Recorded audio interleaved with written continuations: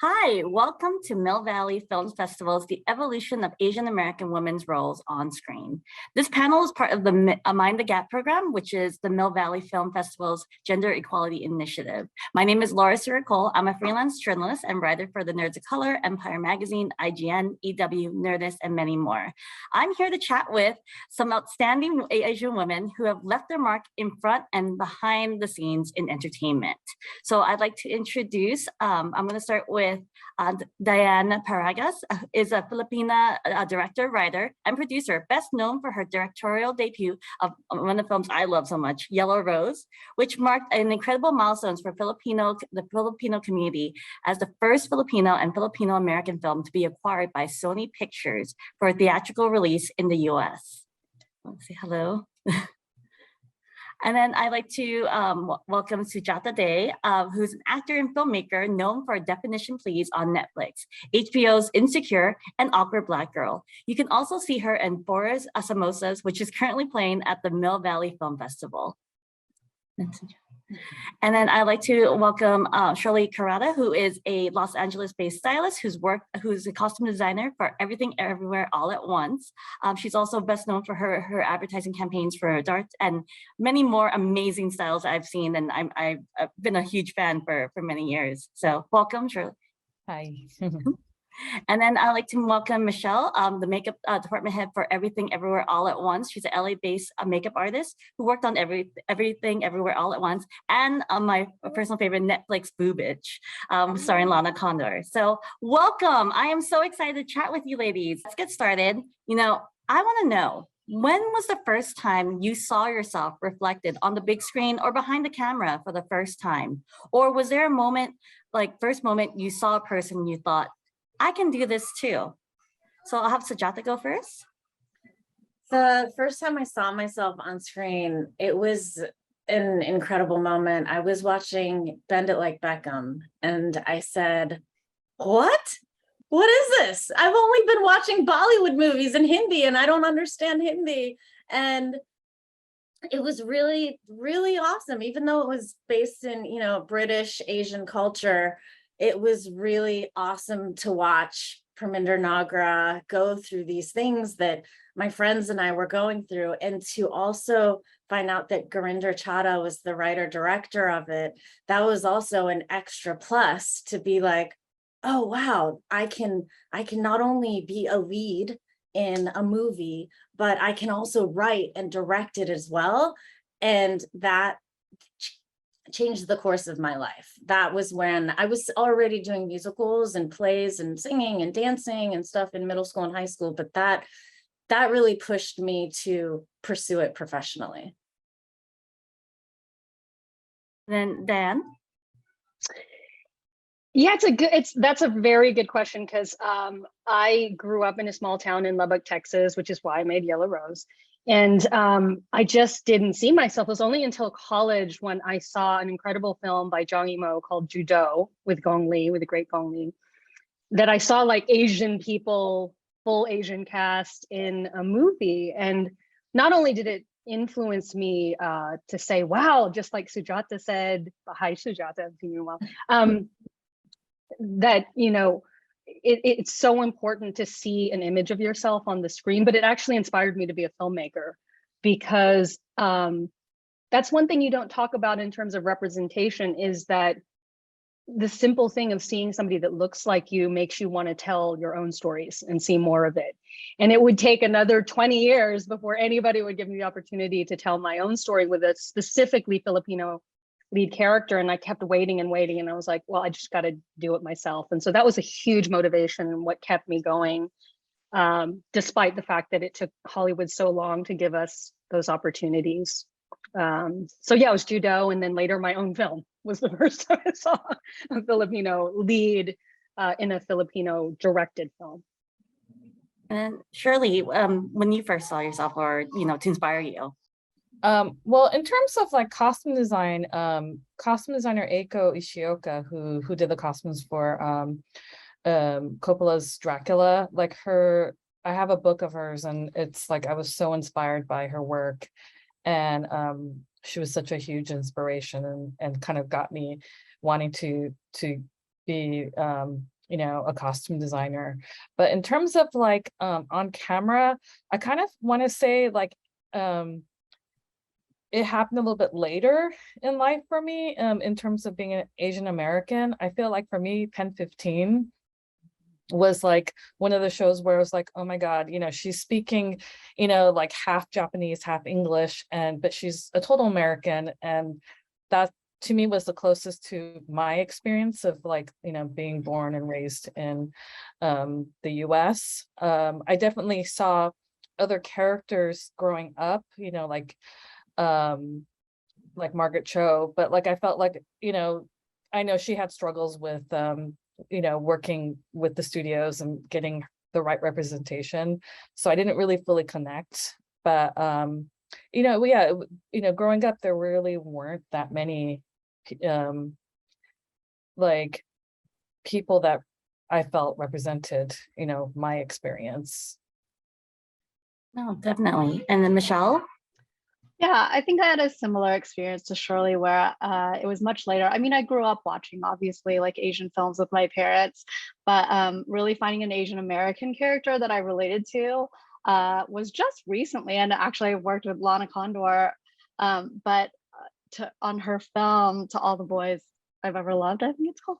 It was interesting seeing a lead character that wasn't addressed as being Asian as the first, like, the distinguishing character of her. She was just happened to be the leading person, and not emphasizing that was really interesting to me. Seeing that and not having to worry about like, oh, they're addressing the fact that she's Asian was like very interesting to me. And seeing that just, you know, a normal leading lady that happens to be Asian was like something that I related to, because I was so nervous that they were gonna make it a point that she was Asian.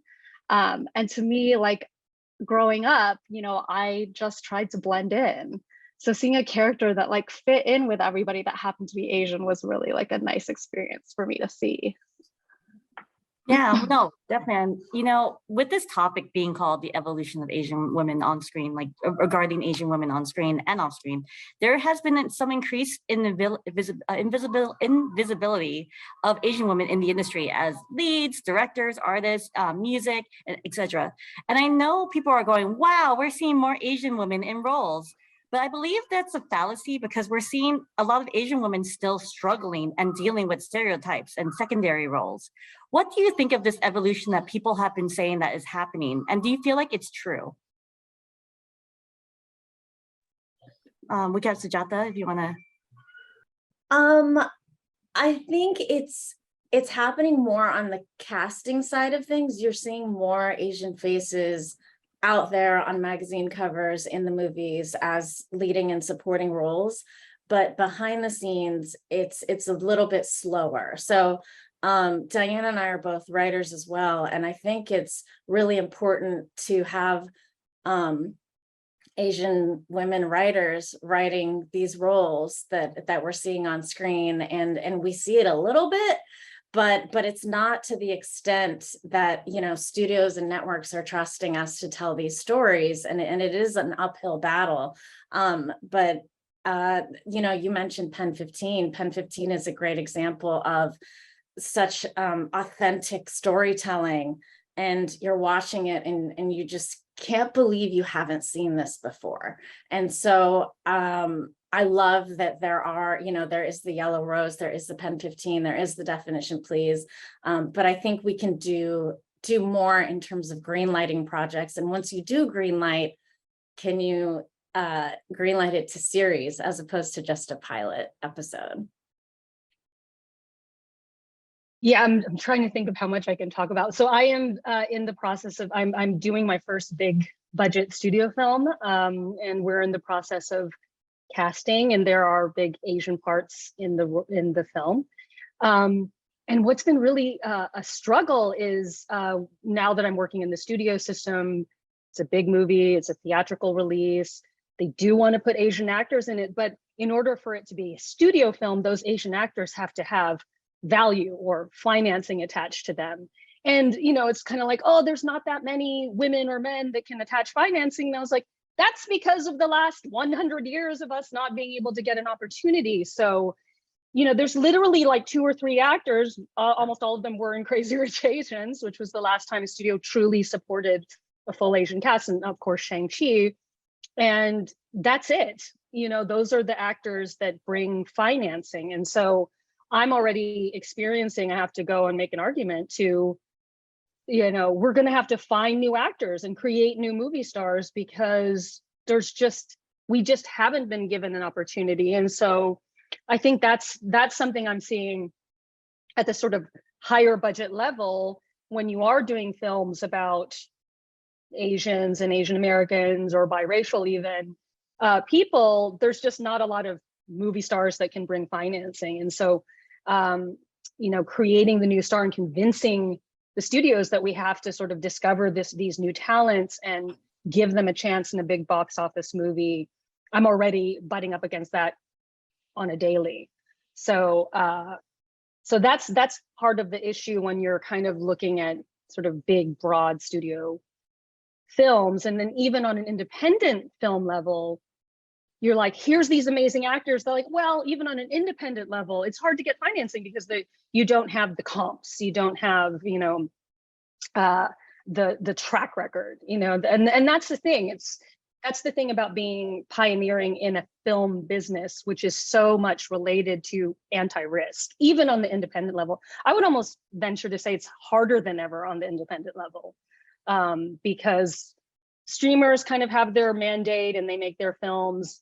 And then now there's these big budget films, and then trying to get those sort of middle range, even lower middle range is difficult because we don't have those actors to back us up. So it's a struggle on all of it.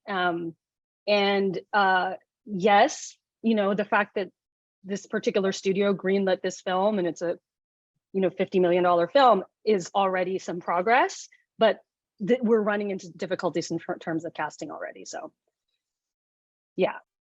Definitely. Yeah. That reminds me of Everything Everywhere All at Once. They were going to cast Awkwafina, but she couldn't make it. So they took a chance on Stephanie Sue, who, she didn't like the fabulous Miss Maisel, but, they were like, oh, did we bank on her? And she did an amazing job, an award-winning, job and I think, we need to take a chance like that for a lot of our actors and actresses, and even with people behind the scenes. So Shirley and Michelle, do you feel like the evolution of seeing we want more Asians working in music, in fashion and makeup? Do you feel like that it's changed throughout the years as well? I think it's changed, but it's still not enough. I think having Daniel Kwan write this and be, that there's a sense of authenticity with Everything Everywhere All at Once, and that's great. But I've also received scripts where, there are Asian leads or, an Asian person in the cast, but you kind of felt like, oh, they're just checking the box of we have the one Asian person, then we have the one African-American person. And it's but everyone else involved in the project are not, people of color, and that's where I kind of question the authenticity of the story. So going back to what you're saying, I think we need more people in the writing, in the directing, in the creative part of it to sort of be involved, so that we have more authentic stories being told about the Asian community.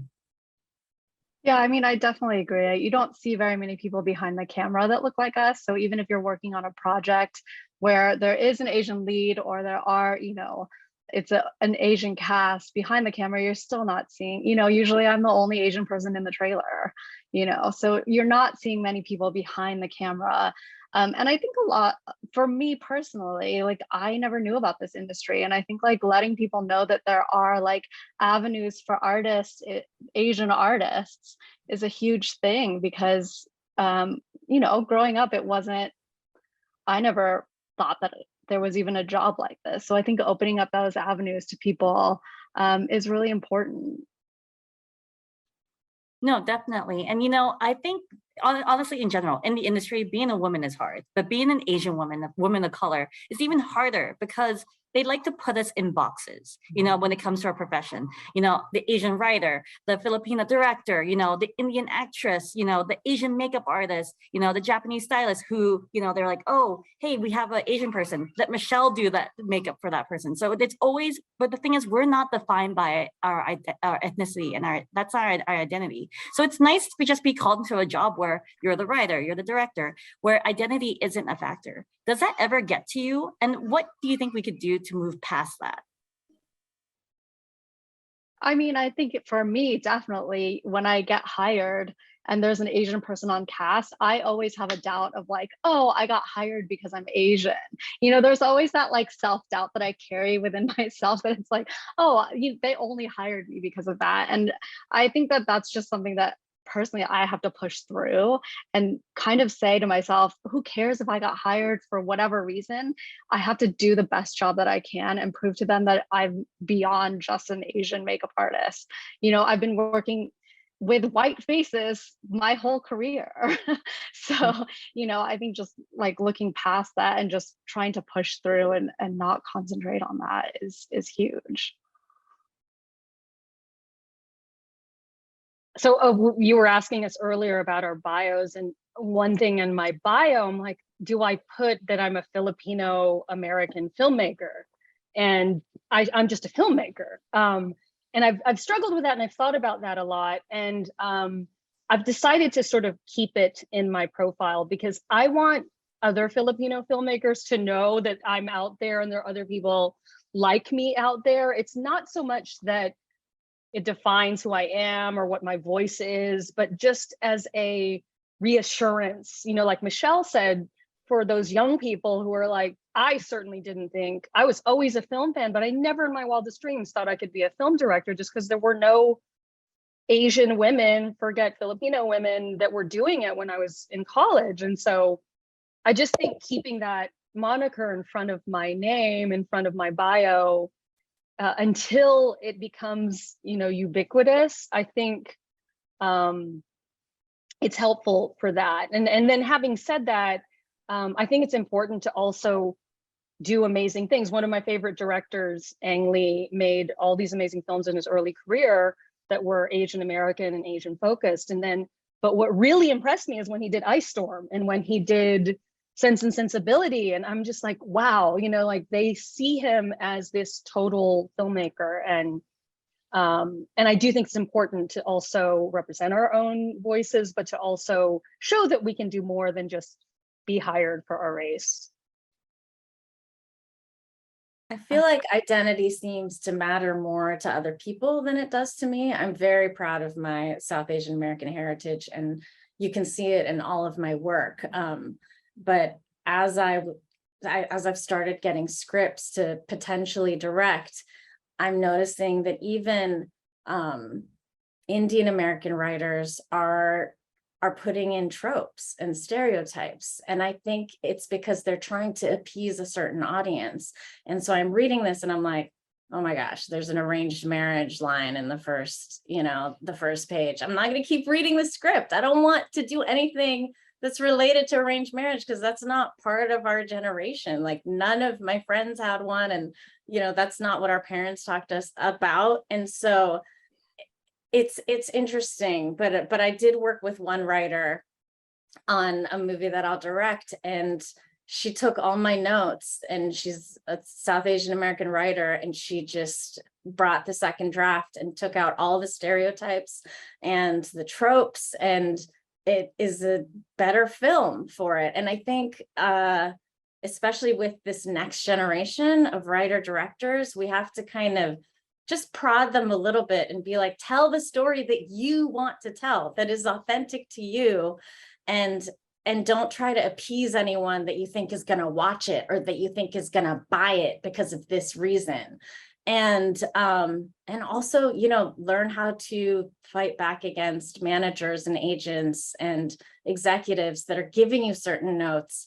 I'm never afraid to be like, well, that's like not a thing in our culture, you know, so I'm not going to put that into the script. And they're like, oh, okay, you know, so I think don't be afraid to say no. I think that's a big thing, especially among Asian Americans. We're afraid to speak up, and, you know, we're afraid to lose our jobs. But I have said no so many times, and it has always been a great decision. And usually they come running back to you too, because they see that you've stuck up for your creative vision. And so my identity is really important to me in my work and what I write about and what I create. But I'm really trying to, you know, inspire others to speak to their authentic selves, especially in their work.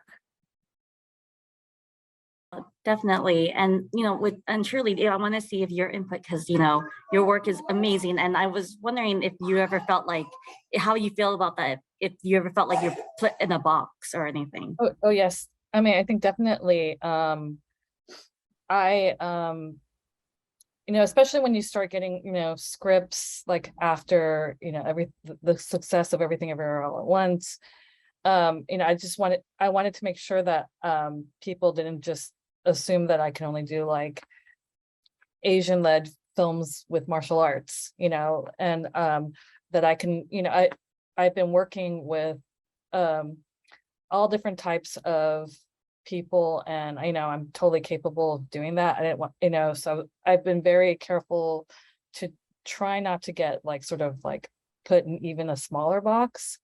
You know, while I think it's important to be part of projects that like show the sort of like Asian American voice, or, you know, a voice that I feel like needs to be heard. It doesn't have to be Asian American. I think that's really important to me. But I think also, I also want to be seen as someone that can, you know, where the box is wider, and I can have, you know, I can work on projects that involve not just like a singular area, you know. And I think that's what I've been kind of struggling with my whole career, because I've been working in, you know, commercials, music videos, fashion.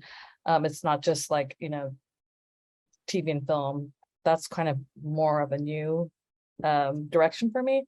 But I think part of that is because I like to experience all aspects of what my career involves, which is just sort of being able to work with creative people. You know, it's not just like working in like TV and film. It's just sort of like, for me, it's important just that I work with like creative people that have a really strong and interesting voice to tell. Oh, yeah, definitely. And you know, I love that all of you are all involved in all aspects of different things in the industry, because we hear all the time the industry will see change when we have more players of color, people of color become involved. I always hear that we need to be involved, but the thing is, it's extremely difficult to get into this field because we're, and especially as women of color. What advice would you give to women who are struggling to get into these meetings or to get into these jobs and roles? Sujata? I think it's like being persistent and just like, I think if you work hard and like show your talents,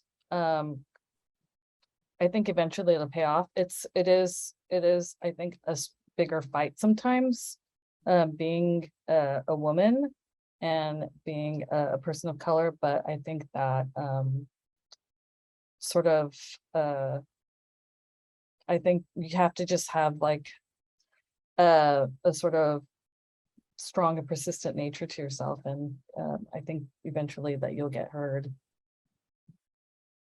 From a creator point of view, I just feel like you can start, if you're an actor, if you're a writer, if you're a director, you don't have to move to New York or LA. You can just start filming stuff in your home in Iowa or Alabama or Pennsylvania or wherever you are, and you can start putting that stuff online, and you can make TikTok videos, you can make YouTube videos, you can play around with that stuff. There's so many great editing programs now. There's great, you can obviously film stuff on your phones, but you know, I came from Awkward Black Girl, which was Issa Rae putting debt on her credit cards to make a web series that was about a Black woman. And that experience really inspired me to go out and make my own thing.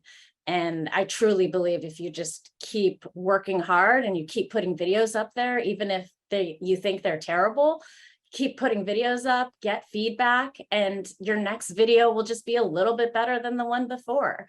And you just have to keep making art and obviously get feedback from whoever you're getting feedback from.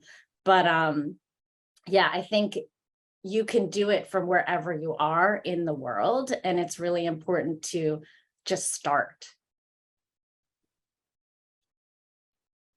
I have the same feeling. I mean, I have a lot of young people kind of come to me for advice for this reason. And I always sort of sort out the talkers from the doers. You know, I have this great idea and I'm going to do this. And it's so hard because I can't break in. And then there's the one that says, hey, I got this short film and I want to show you. 1000% I'm going to watch that short film and really not take any of this seriously, no matter how great your idea is, unless you have something to show me, not just me, but potential people that will be able to hire you. You don't have much, no matter how much you believe in yourself, unless you create something to show. Even if it's bad, it's a lot more than someone telling me a great idea that has not progressed with it, you know, at all. So, you know, walk the walk.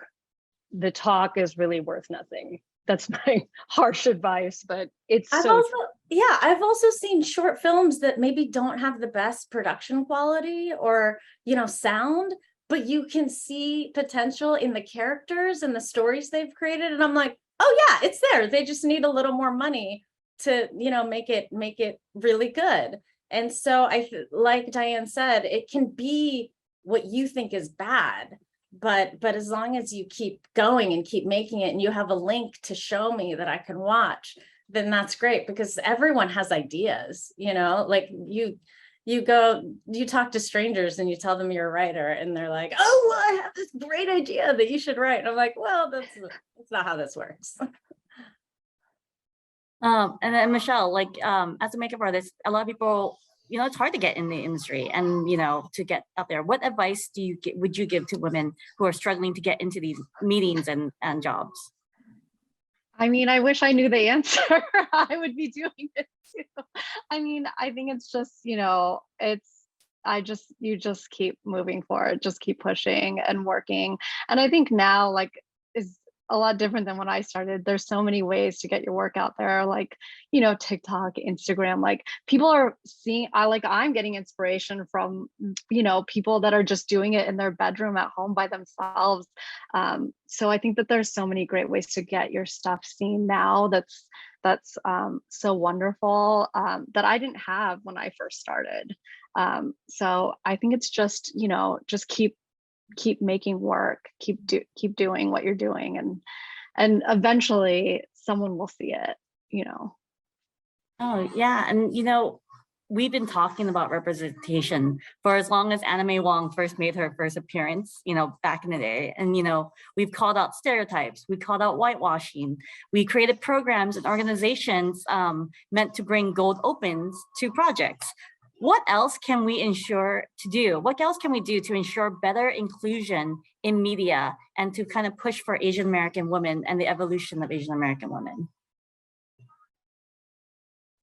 I think we need POCs in the executive suites who make these decisions, and that it really starts there. And you know, I'm going into a lot of pitch meetings and having a lot of Zoom meetings, pitching my own projects or pitching on other people's projects.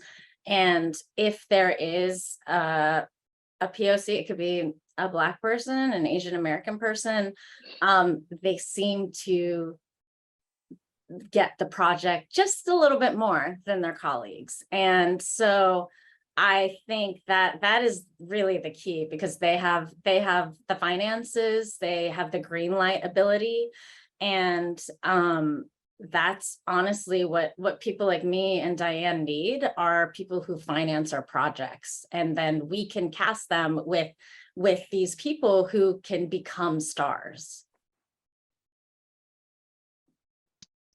Yeah, and I think I'm going to make a little pitch to some of the panelists right now, but I think hiring other people, if you are in a position to hire below the line, above the line, other POCs, other Asian women, you know, I have a project for both of you I want to talk to you about, that helps too, you know, hiring a great Asian American female makeup artist, costume designer, editor, cinematographer, you know, there are traditionally roles below the line that are very much close to women and POC women. So, you know, the last couple of years on my commercial work, on my films and television, I try to hire female DPs. That's something that I've been conscious of, and editors. So I think, you know, when you can, if you can, that is something the filmmakers can do.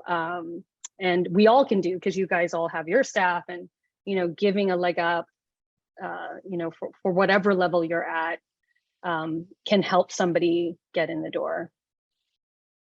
I agree, like, that I think it definitely does need to come from the top, the higher ups, because it's true that, like, you know, it still seems very white up there, and there might be one or two like POC in there, and that's a positive change, but I think we need more, because, you know, it needs to trickle down. And of course we have the power to hire within our crews, you know, other people of color, and I think that's great, but we also need to be hired too, and we also need the proper writing, the directors and everything. So I think we need to see more of that. And I have to say that I worked on a TV show where it was the first time the creators said, oh, we would love that your crew be at least 50% POC.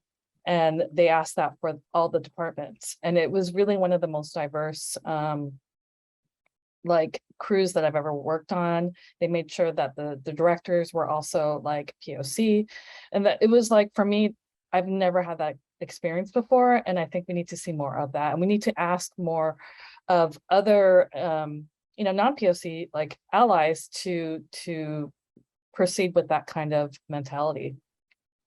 Yeah, sorry, I really that's got to deserves a shout out too. But Michelle too, like, you know, Sure. Yeah, how do you ensure it? I think outreach is super important too, because for me, like, I try to hire a diverse trailer, but sometimes there isn't an availability of people, unfortunately. I just recently did a film that was the whole cast was mainly POC, and it was hard for me to find people to come work on the film, because there just aren't enough people behind the camera either, because I think that people aren't aware. I think growing up, like, as an Asian, you don't, for me personally, my personal experience, like, I like didn't know about the film industry, and there was no one ever like showing me that that was a job opportunity. So I think that outreach is super important, because there's just not a lot of people that are Asians that are looking at this industry in general. I think it's just starting to, like, I'm just starting to now see more people behind the camera that are Asian. But when I first started, you know, I barely ever saw anyone else that was Asian behind the camera at all. And if I did, it was when there was a project where there was an Asian person on the cast. So they, you know, there was like a hire that they did just to represent. But I think, yeah, I think that there just needs to be just more outreach, because there aren't enough people in our industry to even hire from. I also want to add this too, because I have been getting letters from just people that I don't know that are like part of the Asian American community, and they have been reaching out to me asking questions like, how do I get in, you know, into this business? And I think that you know, I I love that they are reaching out, and if anyone watching this, like, I think you should be doing the same, like reach out to the people that you respect or admire, and ask them questions, and hopefully that they have the time to respond. And I think that's really helpful in sort of like figuring out how to get into the business. Yeah, Michelle, I think you're super spot on outreach, because when I was shooting Definition Please in my small town of Pennsylvania, we did shoot at an acting camp / school, and there were a bunch of kids, and they were like, oh, can you come in and give a little talk about making your movie and how you did it. And I went in there and I really spoke on, there's not just 4 jobs in the entertainment industry. It's not just writer, director, actor, producer. Do you like working with clothes and style? You can be a costume designer. Do you like makeup and hair? You can be a hair and makeup artist. And we got so many questions about these other things from kids who are in acting school, but they're like, oh, I can be an editor. Oh, I like music. I can be a sound designer, a composer. And so that was really eye-opening to me, because I think in general, people don't understand all the different kinds of jobs you can have in this business. And it's really still creatively fulfilling and really fun. And you get to be a part of something bigger. And so I think that is really key. No, I think like like I feel like as Asians, when we grew up, we're always stuck. Our parents, our first many generations immigrants, they have this idea of what the industry is, and so they're unaware of like what can happen. What they kind of push us towards like STEM versus entertainment, and I feel like a lot of Asian Americans, like we have this thing stuck where it's like, oh, it's so hard because our families told us all this stuff about it. What can you tell, what advice can you give people who are just wanting to start out and kind of move forward past the Asian burden that they have, that, of like, I want to do this, but, my family's telling me like, or the community is kind of not backing it? Well, I can just say I just got an email from someone who was dealing with that, because they were like, my parents want me to study something that's more like business related, and I kind of really want to get into fashion, and what can I do? So this is kind of a good question, because I haven't responded yet, but I was starting to think about what I should say. And for me, I think that I started off interning. I think that's a really great way to just like, dip your feet in the pool, see if you like it. Reach out to people that you want to work with and just say, hey, like, even if you have a full-time job, or if you're going to school, if you can sacrifice a day or 2 in the week to just offer, your services. I've had people reach out to me, and I, had them like come work with me, whenever they could, and just to see if they wanted to, get into this field, because it definitely is challenging. So I always warn them, like, it's not always easy, so try it out. And I think that that's a really good way to, get started. I want to give a plug to the sort of large network of Asian American film festivals and organizations. I actually met Sujata at the LA Asian Film Festival however many years ago. And I think I met so many aspiring filmmakers that just seeing other people make films, even short films or bigger films, and just being around a bunch of other Asian filmmakers, for me, was really inspiring. Didn't even know really that this network of festivals, it's what actually where my film flourished, and why we got bought was because of the support of those festivals. CamFest, LA Asian American Film Festival, Your Film Festival is very supportive of diverse filmmakers. Bentonville Film Festival. There's so many of these film festivals where it's just nice to see other POCs and other women and other Asian people doing it. And you end up kind of making friends and making allies, and meeting people who you'll eventually work with. So it's just a great thing in this world of sort of all internet Zoom stuff to just be physically in a room with other people that look like you, who are watching the movie, and probably a lot of people that are aspiring, and that's endlessly inspiring to me. And I think especially for somebody who's kind of intimidated and wanting to get started, you'll feel like, hey, I could actually make that film if it's a short film, or, you know, I can do this. And you know, you'll meet people that will hopefully help you along the way. Sujata, Michelle, do you want to add to that? Anything regarding? Yeah, I think in terms of convincing your parents, my parents definitely thought Hollywood was like full of sex scandals, like Bollywood and affairs and all this sex, drugs, and rock and roll. And I was like, that's not that's not what I'm trying to do. So I think it was more like, oh, look what I'm doing. Here's my short film. And my parents were really proud of the short film that I made. And I think if you not only, it goes back to how you should start, just start creating work. And, you know, even you can involve your parents if you're living at home because you've been home during the pandemic. Some of the funniest and most entertaining videos that I've watched on TikTok or Instagram involve parents. And it's really fun to get them involved. And they're like, oh, they like me on the internet. Okay, that's cool. So I think it's about, you know, people like me and Diane are out here, and even Shirley and Michelle, like we are out here, we're doing our thing, and you can point to films like Everything Everywhere All at Once, and it'll be like, look at Daniel, look at Stephanie, look at, you know, Michelle, and you can show that to your parents and be like, oh, like it's happening. And you know, they're not just involved with all these scandalous affairs. It's a real creative professional thing that you can do that's different from STEM, obviously, but you can also mix STEM into your work. I was an engineering major, and a lot of the characters that I write, the female Asian characters that I write, come from a tech background or a science background, and you don't see that very often either on screen. And so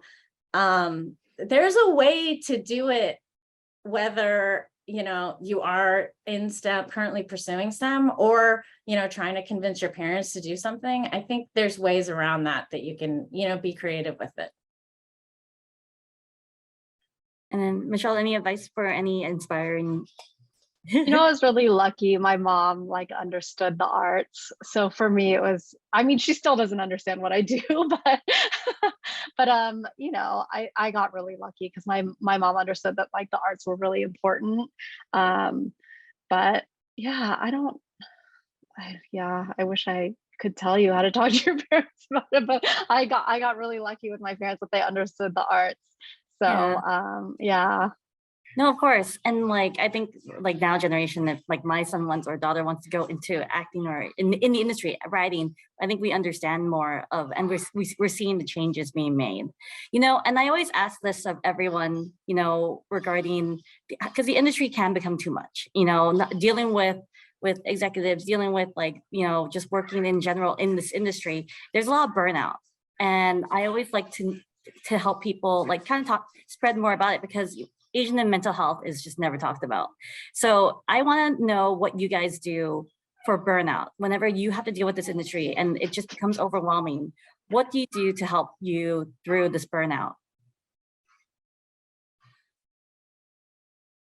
I am a big fan of self-care. Even when I was shooting Definition Please, it was a 12-day shoot, 12-hour days. I got 8 to 9 hours of sleep every night. So I'm a big fan of sleep. When I do feel like it's too much, you know, if I'm writing too much or too many meetings, I will take a break and I'll just read a novel that is fiction that has nothing to do with the business. And I'll watch old movies. I just watch like Taxi Driver and Godfather 2. And, you know, I'll go through things that inspire me, but aren't necessarily connected to what I'm doing in the moment. And yeah, my mom she always really tells me are you taking time to rest? That's a big thing when I talk to her on the phone. And I'm like, yeah, so that's always a good reminder of, take time to rest.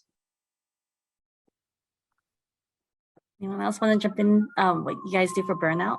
Well, I've been learning to say no more often to projects so that I actually have time, I could take some time off and use that time to sort of recharge, whether that is, just getting proper sleep and just discovering, a new artist or reading a book or whatever, just sort of like stepping away from my job and just taking some time to sort of recharge. I think that's really important. So, yeah.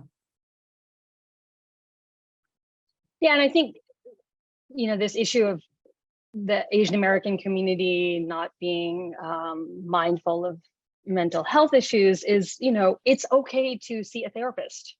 It's okay to seek out help for those things. That I think is across the board taboo in our cultures collectively. It just is seen as a failure in some way that, you feel, the parents will feel like they failed, and then you feel like you failed them, but it's normal. We all need someone to talk to from time to time, and feeling overwhelmed, feeling the pressure is just part of life, especially in this business. When, speaking of no's, we get a lot more no's than we get yeses, no matter what level you're at. And it's soul crushing sometimes when you put all this effort into something you think you should get or you would get or whatnot, and you just get told no. It does something to your ego, and sometimes it's good to speak to somebody about it. And it's a big task for us as a community to get rid of that stigma, because how many great artists kill themselves? Some of our most talented people self-destruct in one way or another, and that thing that makes you beautiful is sometimes the thing that breaks your heart to the point where you can't get past it. And I see it all the time with my colleagues. As artists, we feel things, I think, sometimes a lot more deeply. And then when the highs are high, it's great. And when the lows are low, you don't have an outlet. So I'm so glad you brought that up. I think it's an important thing, especially in our industry where we have these bright lights and beautiful people, and there's nothing to catch us when we get to the low points. No, definitely. And Michelle, do you want to add anything to? Yeah, I think saying no is huge. I'm still learning how to deal with burnout, to be perfectly honest. It's hard to turn down projects, and we're so focused on working all the time. And I think this year for me has been the year of saying no and really taking time to take care of myself and realize I don't have to say yes to every project. People are still going to want to work with me, even if I turn them down. So I think that's super important too. No, thank you. I want to thank you, ladies, for being part of this and for giving your input and insight into this, because I feel like so many Asian American women and non-binary also look into this and look to you guys for inspiration. So thank you all for taking your time to have this conversation and to really go talk about the industry in general. So thank you guys so much for your time. So I want to thank you all, and also to Mill Valley Film Festival. Thank you for having us and having this panel. If you would like more information about the festival, please go to MVFF45 to learn more. Thank you so much, and I can't wait to meet you guys in person one day. You all are so inspirational to all of us. So thank you. Thank you, Laura. Thank you. Thank you, guys.